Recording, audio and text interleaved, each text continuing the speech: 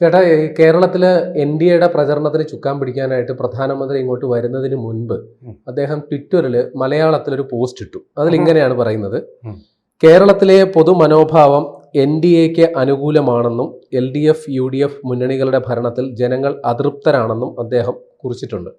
ഇന്ന് വൈകിട്ട് കേരളത്തിലെ ജനങ്ങൾക്കൊപ്പമായിരിക്കുമെന്ന് അദ്ദേഹത്തിന്റെ പോസ്റ്റിൽ പറയുന്നുണ്ട്. ആദ്യ സമ്മേളനം പാലക്കാടാണ്.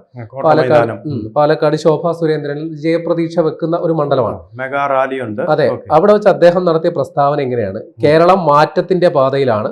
പാലക്കാട് BJPക്ക് കേരളത്തിലേക്കുള്ള കവാടമാണെന്നും പ്രധാനമന്ത്രി പറഞ്ഞു.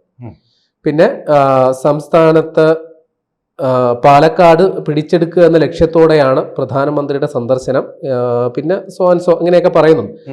ഇപ്പോൾ ഈ പ്രധാനമന്ത്രി നരേന്ദ്രമോദി അധികാരത്തിലെത്തിയതിനു ശേഷം ഈ മോദി എഫക്റ്റ് എന്ന് പറയുന്ന ഒരു സംഗതി നമ്മൾ രാഷ്ട്രീയത്തിൽ പരിചയിച്ചതാണ്. വടക്കേ ഇന്ത്യയിൽ പല സംസ്ഥാനങ്ങളിൽ, ഇപ്പോൾ ത്രിപുരയടക്കം ഇടത് കോട്ടയായിരുന്നു, അതടക്കം BJP പിടിച്ചെടുത്തു. പക്ഷെ ദക്ഷിണേന്ത്യയിൽ ഒരു മോദി പ്രഭാവം ഇതുവരെ അങ്ങനെ പ്രതിഫലിച്ചിട്ടില്ല. പ്രത്യേകിച്ച് കേരളത്തിലും തമിഴ്നാട്ടിലും. കർണാടകയിൽ അധികാരം മാറി മറിഞ്ഞിട്ടുണ്ട്. എന്തുകൊണ്ട് ഈ BJPക്ക് ദക്ഷിണേന്ത്യ ഒരു അപ്രാപ്യമായി നിൽക്കുന്നു? ഇത്തവണ അതിലൊരു മാറ്റം വരാനുള്ള സാധ്യതയുണ്ടോ? ക്രമേണ പ്രാപ്യമായി വരികയാണ്. ഒറ്റ ദിവസം കൊണ്ട് മാറ്റാവുന്ന ഒരു മാറ്റമല്ല. ഒരു ട്രാൻസിഷൻ. ത്രിപുരയിലൊക്കെ പെട്ടെന്ന് നടന്നു ട്രാൻസ്ഫർമേഷൻ. പക്ഷേ അവിടുത്തെ പശ്ചാത്തലം അതിന് അനുകൂലമായിരുന്നു. പശ്ചാത്തലം എന്ന് പറഞ്ഞാൽ ബംഗാൾ പോയപ്പോൾ ത്രിപുരയ്ക്ക് പിന്നെ എളുപ്പമായി. ബംഗാളിൻ്റെ ഒരു നിഴലായിട്ട് നിൽക്കുകയായിരുന്നല്ലോ ത്രിപുര. അവിടുത്തെ CPM അത് തന്നെ. ആ ബംഗാളിൽ ചേട്ടന്മാരുണ്ടായിരുന്നുകൊണ്ട് അനിയന്മാരായിട്ട് ഇപ്പുറത്ത് ഉണ്ടായി എന്ന് മാത്രമാണ്. അവിടുത്തെ ആദിവാസി ഗോത്ര സമൂഹം അവരെ മുഴുവൻ മസ്തിഷ്ക പ്രക്ഷാളനം ചെയ്തെടുത്തിരിക്കുകയായിരുന്നു CPM.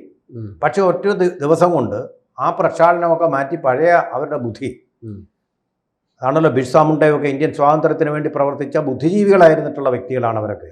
അവരെല്ലാം തമസ്കരിക്കുകയായിരുന്നു നമ്മുടെ ചരിത്രവും നമ്മുടെ രാഷ്ട്രീയവും നമ്മളോട് ചെയ്തത്. അതുപോട്ടെ, നമ്മുടെ വിഷയം അതല്ല.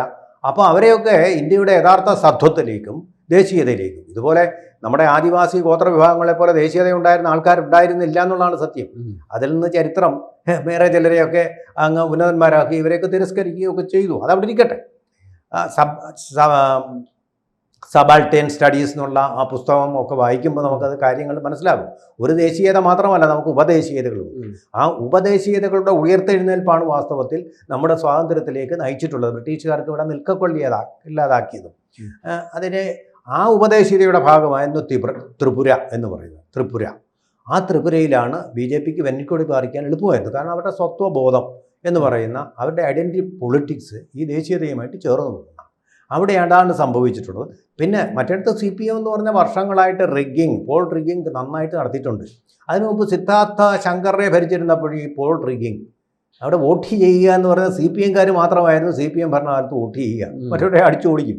കണ്ണൂരിലെ നമ്മുടെ പാർട്ടി ഗ്രാമം പോലെ. അതിനു മുമ്പ് കോൺഗ്രസിൻ്റെ കാലത്തും അത് തന്നെയായിരുന്നു. സിദ്ധാർത്ഥ ശങ്കർ റേ ഇന്ദിരാഗാന്ധി കേന്ദ്രത്തിൽ അവരുടെ ആ കോമ്പിനേഷൻ അതിശക്തമായിട്ട് ബൂത്തുകൾ മുഴുവൻ ക്യാപ്ചർ ചെയ്യുക. അങ്ങനെയൊക്കെയാണ് അവർ ഭൂരിപക്ഷം ഗുണ്ടായിസം. ഇപ്പോൾ ഈ മമതാ ബാനർജിയുടെ ഈ തൃണമൂൽ കോൺഗ്രസ് കാണിക്കുന്നത് പോലെ തന്നെയുള്ള ഗുണ്ടായിസമാണ് അവർ കാണിച്ചുകൊണ്ടിരുന്നത്. അപ്പോൾ അതാണ് തൂത്തുവാരപ്പെട്ടത്. മുമ്പ് തൃണമൂൽ കോൺഗ്രസ്സിൽ എത്തിയിട്ടുള്ളപ്പോഴും ട്രാൻസിഷൻ്റെ ഫസ്റ്റ് സ്റ്റേജാണ്. അടുത്ത സ്റ്റേജിലാണ് BJP എത്തുക. ത്രിപുരയിലെത്തിയിട്ടുണ്ട്, അത് വേറെ കാര്യം. കാരണം വളരെ ചെറിയൊരു ഭാഗമേ ഉള്ളൂ അവിടെ. മറ്റേ അങ്ങനല്ല, വിശാലമായിട്ടുള്ള ഒരു അല്ലേ, അതിൻ്റെ അസംബ്ലി മണ്ഡലങ്ങളുടെ എണ്ണം നോക്കിയാൽ തന്നെ അറിയാമല്ലോ. അപ്പോൾ ആ ട്രാൻസിഷൻ ഇപ്പോഴും നടക്കുന്നേ ഉള്ളൂ അവിടെ. കേരളത്തിലെ ട്രാൻസിഷനും പതുക്കെ നടക്കും. അതിനുവേണ്ടിയാണ്. പക്ഷേ ഈ മറ്റു പല സംസ്ഥാനങ്ങളിൽ, ഇപ്പോൾ ത്രിപുരയിലാണെങ്കിലും ശരി, പഞ്ചാബിലാണെങ്കിലും ശരി, ഒരു പാർട്ടിയുടെ ഒരു നേതൃത്വത്തെ മൊത്തത്തിൽ അങ്ങ് അടർത്തി മാറ്റി BJPയിലേക്ക് കൊണ്ടുവരാൻ അവർക്ക് സാധിച്ചിട്ടുണ്ട്. ഇപ്പൊ ദക്ഷിണേന്ത്യയിൽ പക്ഷെ അങ്ങനെ സാധിച്ചിട്ടില്ല. ഈ വലിയ പേരുകൾ എത്താത്തത് കൊണ്ടാണോ, അല്ലെങ്കിൽ ഇവിടുത്തെ നേതൃത്വത്തിന് പരിമിതികൾ ഉള്ളത് കൊണ്ടാണോ കൃത്യമായ വേരോട്ടം നടക്കാത്തതെന്ന് പറഞ്ഞു കഴിഞ്ഞാൽ, ഹിന്ദി ബെൽറ്റിൽ ദേശീയത എന്ന് പറയുന്നത് വളരെ വളരെ വളരെ വ്യക്തമായിട്ട് ആളുകൾക്കുണ്ട്. അതിൻ്റെ പ്രധാനപ്പെട്ട കാര്യം നമുക്ക് വളരെ വ്യക്തമായിട്ട് പറയാവുന്നത് പോലെ സമൂർത്തമായിട്ട് നമ്മുടെ വിഭജനത്തിൻ്റെ വേദനകളാണ്. വിഭജനകാലത്ത് ഹിന്ദുക്കൾ എന്ന് പറയുന്ന നിസ്സഹായ ജീവികൾ അനുഭവിച്ച വേദനകൾ. അവർ വെജിറ്റേറിയനിസവും ബ്രാഹ്മണിസവും അതുപോലെ തന്നെ അഹിംസാ സിദ്ധാന്തവും കൊണ്ടിരുന്ന ആൾക്കാരാണ്. അവർക്ക് പെട്ടെന്നൊരു ഡയറക്റ്റ് ആക്ഷൻ്റെ ഫലമായിട്ട് വന്ന ആ ഒരു അമ്മമാരുടെ വയറുകളിൽ ബയണറ്റ് കൊണ്ട് കുത്തി ഗർഭിണികളുടെ വയറിൽ നിന്ന് കുഞ്ഞുങ്ങളെ പുറത്തെടുത്തുമൊക്കെ കൊല്ലുക എന്ന് പറയുന്ന ഭീതിതവും ഭീകരവും ദാരുണവുമായിട്ടുള്ള ബീഭത്സവുമായിട്ടുള്ള ആ ദൃശ്യങ്ങളൊക്കെ കണ്ടു വളർന്ന ഒരു തലമുറ എന്ന് പറയുന്നത് അവർ ദേശീയവാദികളായ തെറ്റൊന്നും പറയാനില്ല.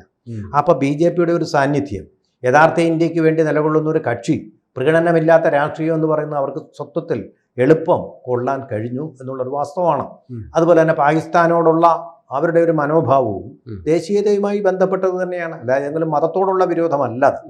രണ്ട് ദേശീയതകളുണ്ട്. അതായത് ഒന്ന് വിഭജിക്കപ്പെട്ട ഒന്നിൻ്റെ, വ്രണപ്പെട്ട ഒന്നിൻ്റെ റിയാക്ഷനാണ്. അത് പെട്ടെന്ന് തന്നെ മുതലെടുക്കാൻ കഴിഞ്ഞിട്ടുള്ള ആളാണോ നരേന്ദ്രമോദി. പക്ഷേ അതിനു മുമ്പ് തന്നെ വളരെ കാലത്തോളം പാകിസ്ഥാനെതിരായിട്ടുള്ള അദ്ദേഹത്തിൻ്റെ ഒരു ബെല്ലിജറൻ്റ് ആറ്റിറ്റ്യൂഡ് ഞാൻ ശ്രദ്ധിച്ചിട്ടുണ്ട്, പഠിക്കുന്നുണ്ടായിരുന്നു. വളരെ ശക്തമായിട്ട് വന്നിരുന്നു പാകിസ്ഥാനെതിരായിട്ടുള്ള അദ്ദേഹത്തിൻ്റെ ശക്തമായിട്ടുള്ള. ഇന്ത്യയിലെ ഏതെങ്കിലും മതവിഭാഗത്തിനെതിരെ അദ്ദേഹം ഒന്നും പറഞ്ഞിട്ടില്ല, പക്ഷേ പാകിസ്ഥാനെതിരെ ശക്തമായിട്ടുള്ള നിലപാടെടുക്കും. അപ്പോൾ ആ ദേശീയത നമ്മളെ മുറിവേൽപ്പിച്ച് നമ്മളെ രണ്ട് രാഷ്ട്രങ്ങളാക്കി കഷ്ണങ്ങളാക്കി മാറ്റിയ ഒന്നിനോടുള്ള ഒരു വിരോധം നമ്മളെ ഒന്നിപ്പിക്കുന്നതിനിടയാക്കി. ഇപ്പോൾ ഇറാൻ്റെ ദേശീയത എങ്ങനെയാണോ അമേരിക്കയുടെയും ഇസ്രായേലിൻ്റെ ആക്രമണത്തിൽ ഒന്നായി തീർന്നത്, അതുപോലെ ഒരു ഫാക്ടറുണ്ട്. ആ ഫാക്ടറിനെ ഒന്ന് കാറ്റലൈസ് ചെയ്യാൻ ഒരു കാറ്റലിസ്റ്റ് ഏജൻ്റായിട്ട് BJP പ്രവർത്തിച്ചു. NDA അത് വിജയകരമായിരുന്നു. അതുപോലെ കേരളത്തിന് നടക്കില്ല, കാരണം വിഭജനം നമ്മൾ കണ്ടിട്ടില്ല, ആ അനുഭവം നമുക്ക് ഉണ്ടായിട്ടില്ല. പക്ഷേ ഇവിടെയും വർഗീയ കലാപങ്ങൾ ഉണ്ടായിട്ടുണ്ടല്ലോ. വർഗീയ കലാപങ്ങളാണ്, പക്ഷേ അത് വിഭജനത്തോട് ബന്ധപ്പെട്ട ഒരു കലാപവും ഇവിടെ നമ്മൾ ഉണ്ടായിട്ടുള്ള മാപ്പിള കലകളെ കുറിച്ചായിരിക്കും. അത് മാറാട് ഉണ്ടായിട്ടുണ്ട്. മാറാട് അത് സ്വാതന്ത്ര്യ സമരമായിട്ട് ബന്ധപ്പെട്ട അല്ല, അതെങ്കിലും കലാപമാണ്. മറ്റേത് മാത്രമാണ്. അത് ഖിലാഫത്ത് പ്രസ്ഥാനം എന്ന മണ്ടത്തരത്തിന് വാസ്തവത്തിൽ പിന്നെ ഗാന്ധിജി കൂട്ടുനിന്നുണ്ട്. അന്ന് നമ്മളൊരു കാര്യം ഓർക്കേണ്ടത്, മുഹമ്മദ് അലി ജിന്ന അന്നേ പറഞ്ഞു ഇതിന് കൂട്ടു നിൽക്കരുത്, ഇത് അപകടമാണ്. ആരെയാ കൂട്ടുപിടിച്ചതെന്ന്? ജിന്നയെ എതിർത്തുകൊണ്ട് അലി സഹോദരന്മാരെ. അവർ ഭൂലോക വർഗീയവാദികളാണ്. അതാണ് ഗാന്ധിജിക്ക് പറ്റിയ. അദ്ദേഹം സത്യസന്ധനായിരുന്നു. അതുപോലെ സത്യസന്ധരായിരുന്നില്ല അലി സഹോദരന്മാർ. അവർ വേറെ രാഷ്ട്രം ഇന്ത്യയെ മുറിക്കണമെന്ന് തന്നെ പറഞ്ഞു. അതായത് വീട്ടിൽ വളർത്തുന്ന പശുവിനെ എങ്ങനെ മുറിക്കണോ, അതിൻ്റെ കഴുത്തറുത്ത് അതിൻ്റെ ഇറച്ചി കഴിക്കണം, പാൽ പോരാ, ഇറച്ചി വേണമെന്ന് എങ്ങനെ പറഞ്ഞു, അതുപോലെ അതിക്രൂരമായിട്ട് അങ്ങനെ തന്നെ പറഞ്ഞു. ആ ഒരു പൊളിറ്റിക്സ്, അങ്ങനെയുള്ള ഒരു രാഷ്ട്ര ചോരദാഹം, രക്തദാഹം, അത് തിരിച്ചറിയാൻ വടക്കേ ഇന്ത്യൻ ജനങ്ങൾ. ശരി, പക്ഷേ ഈ കേരളത്തെ വെച്ച് നോക്കുമ്പോൾ ഈ BJP രാഷ്ട്രീയത്തിലേക്ക് വരുന്നവരിലേറെയും ഈ മോഹഭംഗം വന്നവരാണ്. ഈ പ്രൈം പീരീഡിൽ നിൽക്കുന്ന നേതാക്കളെ ആകർഷിക്കാൻ മാത്രം എന്തുകൊണ്ട് കേരളത്തിലെ BJPക്ക് പറ്റിയില്ല? അത് നമ്മുടെ ഇവിടുത്തെ BJPയുടെ സംഘടനാപരമായ ഒരു പരിമിതിയാണോ, അതോ നിലവിലെ നേതാക്കളുടെ കഴിവുകേടാണോ? നിലവിലെ നേതാക്കൾ ശരിയായിട്ടുള്ള നേതാക്കന്മാരല്ല എന്നുള്ളത് തന്നെയാണ് കഴിവ്. അതിൻ്റെ കാര്യം. അതിനുവേണ്ടിയാണ് ഒരു കറക്ഷൻ കോഴ്സ് എന്നുള്ള നിലയിലാണ് രാജീവ് ചന്ദ്രശേഖറെ കൊണ്ടുവന്നിട്ടുള്ളത്. തമ്മിലടിക്കുക, സ്ഥാനങ്ങൾക്കും വേണ്ടി, പദവികൾക്കും വേണ്ടി. ആ ഗണത്തിൽപ്പെട്ട ഒരാളെ അല്ല രാജീവ് ചന്ദ്രശേഖർ. BJPക്ക് സീറ്റ് വാങ്ങിക്കൊടുക്കുക എന്നുള്ള ആ പ്രവർത്തനത്തിൽ നിസ്വാർത്ഥമായ പ്രവർത്തനമാണ്. നോക്കൂ, നിസ്വാർത്ഥമായ പ്രവർത്തനത്തിലാണ് അദ്ദേഹം ഏർപ്പെട്ടിരിക്കുന്നത്. കേരളത്തിൽ നോക്കൂ, അദ്ദേഹത്തെ തോൽപ്പിച്ചു നമ്മൾ. പാർലമെൻറ്റ് മണ്ഡലത്തിൽ മത്സരിച്ചപ്പോൾ അദ്ദേഹം വളരെ കാര്യമായിട്ട് മണ്ഡലത്തിന് വേണ്ടി ആ സമയത്ത് തന്നെ ചെയ്തു, മത്സ്യത്തൊഴിലാളികൾക്ക് വേണ്ടി ചെയ്തു. പക്ഷേ നന്ദികേടിൻ്റെ പര്യായമായിക്കൊണ്ട് നമ്മൾ അദ്ദേഹത്തെ ഇട്ട് തോൽപ്പിച്ചു. എന്നിട്ട് യാതൊരു കാലുഷ്യവുമില്ലാതെ സാധാരണഗതിയിൽ ഇങ്ങനെ തോൽപ്പിച്ച മണ്ഡലത്തോട് വൈരാഗ്യം ഉണ്ടാകുന്നത്. അതുണ്ടാവാതെ തന്നെ അദ്ദേഹം ആ മണ്ഡലത്തിന് വേണ്ടി വീണ്ടും പ്രവർത്തിച്ചു, ഇപ്പോഴും പ്രവർത്തിച്ചുകൊണ്ടിരിക്കുന്നു. അതിൻ്റെ ഫലമായിട്ടാണ് വൈപ്പിനിൽ നിന്നുള്ള മത്സ്യത്തൊഴിലാളികൾ, വൈപ്പിനല്ല മുനമ്പത്തു നിന്നുള്ള മത്സ്യത്തൊഴിലാളികൾ വന്നിട്ട് അദ്ദേഹത്തിന് വേണ്ടി വോട്ട് പിടിക്കാൻ ചരിത്രത്തിൽ ആദ്യമാണ് BJPക്ക് വേണ്ടി ഇങ്ങനെ ഒരു വോട്ട് പിടുത്തം ഉണ്ടായിട്ടുണ്ടോ? തൃശ്ശൂരിൽ സുരേഷ് ഗോപിയുടെ മകളുടെ കല്യാണത്തിന് താലിച്ചരട് എടുത്തു കൊടുത്ത മോദിയാണ്. അപ്പോൾ സുരേഷ് ഗോപിയുടെ പ്രചരണം തുടക്കം വിട്ടു എന്ന് തന്നെ പറയാം. സുരേഷ് ഗോപി MP ആയി. ഇപ്പൊ പാലക്കാട് ശോഭാ സുരേന്ദ്രന് വേണ്ടി മോദി സംസാരിക്കുന്നു. പാലായിലും തിരുവനന്തപുരത്ത് നേമത്തും അടക്കമുള്ള സ്ഥലങ്ങളിൽ സംസാരിക്കും. എത്ര MLA-മാരെ കിട്ടും BJPക്ക്? അദ്ദേഹം മത്സരിക്കുന്ന 3 മണ്ഡലങ്ങളിൽ ഉറപ്പായതുകൊണ്ടാണ് അദ്ദേഹം വരുന്നത് തന്നെ. അതൊന്ന് അരക്കിട്ടൊന്ന് ഉറപ്പിക്കാൻ വേണ്ടിയാണ് വരുന്നത്. പാല ഉറപ്പായിട്ടും കിട്ടും. ഇപ്പോൾ ചാഞ്ഞു നിൽക്കുന്ന കൊമ്പ് ഒന്നുകൂടെ ചായ്ക്കുക എന്നുള്ള പരിപാടിയാണ് ഇപ്പോൾ അദ്ദേഹം ചെയ്യുന്നത്. അപ്പോൾ അത് തീർച്ചയായിട്ടും പാലായിലൊരു പ്രതീക്ഷ നമ്മൾ ആരുമില്ലായിരുന്നു. ഇതിനു മുമ്പ് പാല എന്ന് പറയുന്ന അവരുടെ ക്ലാസ് മണ്ഡലമൊന്നും അല്ലായിരുന്നല്ലോ. അതെ, പെട്ടെന്ന് കയറി ആയി കഴിഞ്ഞു. അതുപോലെ തന്നെയാണ് തൃശ്ശൂർ പത്മജ വേണുഗോപാൽ. കുറച്ച് നാളായിട്ട് പുറത്തു നിൽക്കുകയാണ്. സ്ഥിരമായിട്ട് അധികാരത്തിൽ ഇരുന്നപ്പോഴാണ് കരുണാകരനെയും മുരളീധരനെയും പത്മജയെയും ജനങ്ങൾ അവിടെ തോൽപ്പിച്ചത്. പക്ഷേ കുറച്ചു നാളായിട്ട് പുറത്തു നിൽക്കുന്ന ഈ സ്ത്രീയോട് ഒരു സഹതാപമുണ്ട്, ഒരു സഹാനുഭൂതിയുണ്ട്. മനസ്സിലായില്ലേ? ഒരുമാതിരി പരുഷമായ വാക്കുകൾ മുരളീധരൻ ഈ സ്ത്രീ സ്വന്തം സഹോദരി, എൻ്റെ കാലനായിട്ട് പിറന്നവളാണിവൾ എന്ന് വരെ പറഞ്ഞു. പത്മജ എന്തെങ്കിലും തരത്തിൽ ചേട്ടൻ എന്നല്ല എന്തെങ്കിലും പറഞ്ഞിട്ടുണ്ട്. തൃശ്ശൂർക്കാരുടെ ഒരു മനസ്ഥിതിയാണ്. ഒരു കാര്യം പറഞ്ഞിട്ടുണ്ട്, മുരളീധരൻ ഒരു കാലത്ത് BJPയിലേക്ക് വരുമെന്ന് പറഞ്ഞിട്ടുണ്ട്. BJP ഒന്നാളെ അതൊരു രാഷ്ട്രീയമല്ലേ, അതിനകത്ത് ഒരു ക്രൂരതയില്ലല്ലോ. അപ്പോൾ അത് ജനങ്ങൾക്ക് ഇഷ്ടപ്പെടാതെ വരില്ല. തീർച്ചയായിട്ടും അവർക്കൊരു സാധ്യത, മോദി വരുന്നതോടുകൂടി അവരുടെ സാധ്യതയ്ക്കും ഒന്നുകൂടൊരു സാധ്യത കുറച്ചുകൂടെ കൂടാൻ സാധ്യതയുണ്ട്. പാലക്കാട്ട് പിന്നെ ശോഭാ സുരേന്ദ്രൻ ജയിക്കും എന്നുള്ളത് നേരത്തെ തന്നെ എല്ലാവരും പറഞ്ഞിട്ടുണ്ട്. ആ സാഹചര്യം വളരെ അനുകൂലമാണ്. 2 ദുർബല സ്ഥാനാർത്ഥികളോടാണ് മത്സരിക്കുന്നത്, ഈ ശക്തയായിട്ടുള്ള സ്ഥാനാർത്ഥി. അപ്പോൾ ഈ 3 സീറ്റുകൾ ഏതാണ്ട് ഉറപ്പിക്കാം എന്നാണ് എനിക്ക് തോന്നുന്നത്. നേമത്തേത് വട്ടിയൂർക്കാവിലേത് രാജീവ് ചന്ദ്രശേഖരൻ്റെ ഒരു ആത്മവിശ്വാസമുണ്ട്, അദ്ദേഹത്തിൻ്റെ ഒരു കഴിവുമുണ്ട്.